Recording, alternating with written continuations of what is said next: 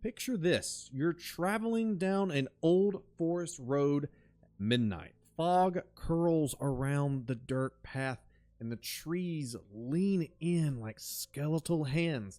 And in the distance, you hear hooves. Steady, deliberate, pounding, getting closer. A horse emerges from the mist, black as midnight, steam hissing from its nostrils. Its rider is draped in dark armor, a massive neck guard where a head should be, but there is no head. Instead, in its gauntleted hand, carries one, pale, grinning, with eyes that glow like sickly lanterns. And when those eyes meet yours, you feel your courage flee. Your blood runs cold, and your fate is sealed. And that is the Dullahan, also better known by pop culture as the Headless Rider, one of the most terrifying creatures in all of Dungeons and Dragons, in all of myth and folklore. And tonight, we're going to uncover why the Dullahan has earned its place among the scariest monsters in D&D for our October series. Welcome back, all my adventurers and wandering blades. I'm Scotty Blades, and this is episode 2 of our Scariest Monsters of Dungeons and Dragons, a series that'll go all throughout October. The last time we squared off with the Obelix, a memory-devouring ooze that replaces your friends with puppets. But tonight, we're riding into the folklore of death itself. The Dullahan isn't just a monster, it's a legend. This thing is pop culturally relevant across the world. A headless rider who hunts souls, who strikes terror into mortals and enforces the will of the darkest Fey courts. In this video, we're going to explore the origins of the Dullahan, its horrifying powers, its role in D&D lore, and how you can use this nightmare on horseback to terrify your players at your table. So saddle up. God, I love saying that. Love saying saddle up. Because when the Dullahan rides, death follows it. The Dullahan has roots in ancient Celtic myth, a headless horseman, a harbinger of doom, a reaper of souls. And in Dungeons and Dragons, it's reimagined as a creature of the Feywild. Some whisper that they were once knights, some commanders, some champions in life whose pride or their cruelty ended up damning them. Others say that they are spirits of the dead twisted into eternal vengeance. Wherever they come from, one thing is certain. When a Dullahan appears, it rides for death.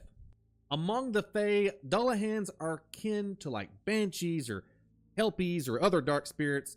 They serve as reapers, guides of the soul, or the thing that I use them most often for, enforcers for sinister, behind-the-scenes Fey lords. In mortal lands, they're the black riders of folklore, haunting crossroads and ruins and battlefields. Nobody really agrees or has a general consensus of what they do with the souls that they hunt. Do they consume them for strength? I think that's pretty cool.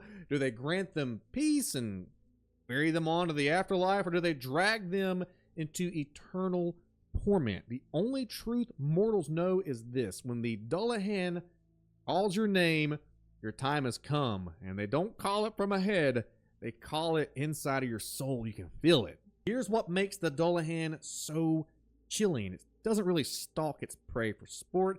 It hunts a purpose. Its horse thunders across land and water alike, which is pretty cool. It's a really cool scene to talk it up and to paint for your adventurers, seeing this thing running headfirst across a lake. Terrain doesn't slow it down. Walls, rivers, forests, nothing stops the rider's relentless pursuit. It really gives it that Jason Voorhees, Michael Myers kind of like force of nature. Nothing stops this thing for coming for you, and it's fast.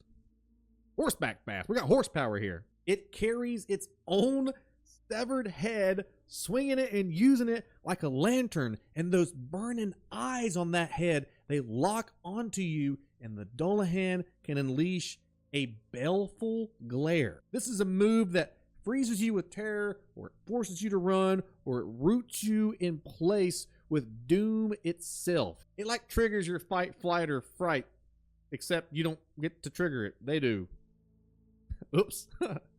If you resist, the rider raises a whip made not of leather, but from a goddamn human spine. One lash from this thing, and your eyes are torn with necrotic pain, leaving you blind as the Horseman closes in. God dang, what a scene! And just when you think you might have survived its wrath, the Dullahan raises a hand, points, and seals your fate. It's an ability called Seal the Doom. It can drop a weakened adventurer straight, 0 hit points, 1 gesture, story ends. That's why the Dullahan is more than a monster. It's an executioner, judge, reaper. And this creature has made a name for itself. It has legends, and some of those legends and lore includes this. Some say a Dullahan pursues anyone who carries even a shard of its shattered skull. So that rock you picked up by the riverbed, you knucklehead, that belongs to the the headless dude on a horse swinging ahead. Put that thing down. Others whisper of a vain rider who hunts down its own relatives, demanding a new head that resembles its bloodline. That's why I never trusted Uncle Jerry. It's not the heebie-jeebie vibes he gave me. It's me knowing that eventually when he becomes a headless horseman or a Dullahan, he's going to want my head. I was the most handsome one in my family, and he knew it. He always told me that. Greedier spirits seek not the head at all, but their bejeweled helmets, the bling bling, willing to slaughter anybody wearing it. And in darker tales, 2 Dullahans hunt the same victim, both convinced that the head belongs to them. What's more terrifying than a Dullahan with the intention of taking you out? 2 who are confused and competing with one another to get you. More motivation. We don't need a motivated Dullahan. These stories aren't just background flavor, which you could use them for. They're hooks for DMs. Imagine your players being chased across a countryside because one of them unknowingly carries a skull fragment of a headless rider. Or imagine the horror when the Dullahan decides that that head that you have is a perfect replacement for the one that they don't have. Beauty is both a blessing and a curse. And if you got a good looking head, good 50-50 chance you're going to lose it to a headless horseman. In Fey society, Dullahans are more than monsters. They're heralds of doom. They sometimes serve powerful Fey lords and ladies, riding across the mortal world as emissaries, bards, or executioners. Their arrival often signals that someone somewhere has angered the wrong patron.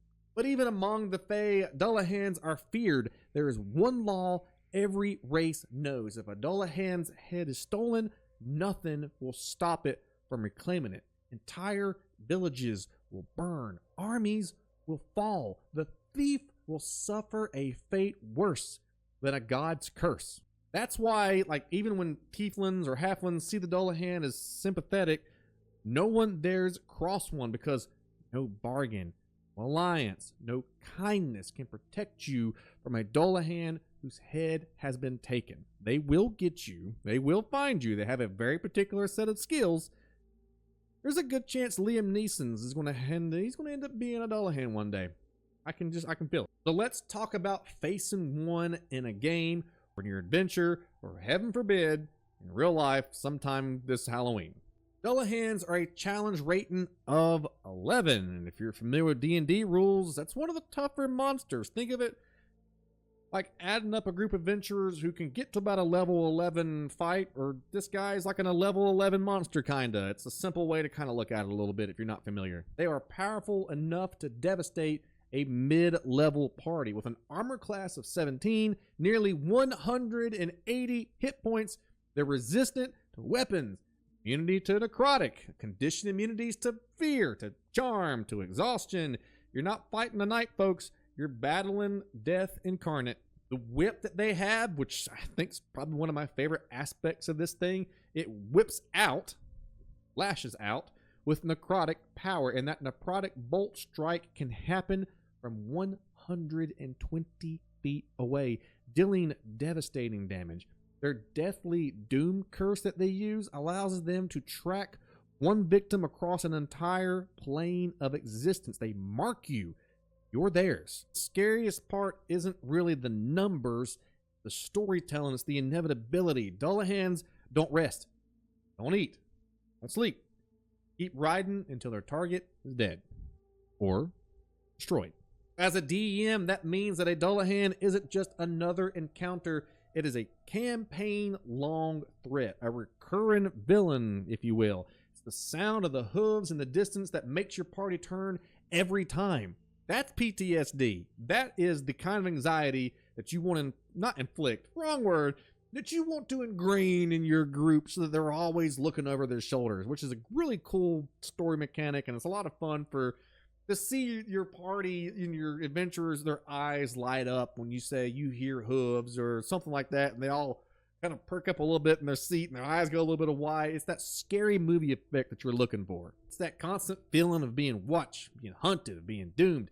Paranoia. Use it. Turn it into that monster.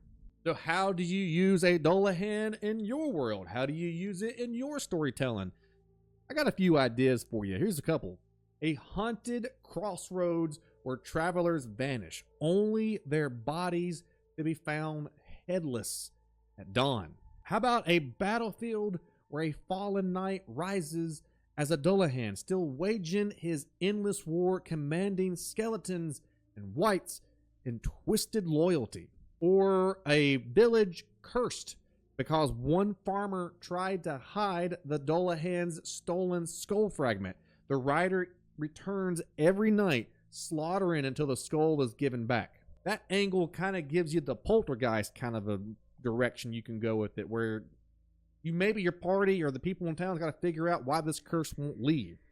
It's not as simple as bringing in a cleric or a priest to do a bunch of hooby-jooby, a piece of a fragment of something that could be stuck anywhere.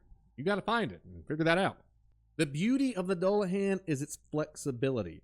You can play it as a tragic character, a vengeful one, or a utterly merciless unit, just sent by the fey powers that be come after you.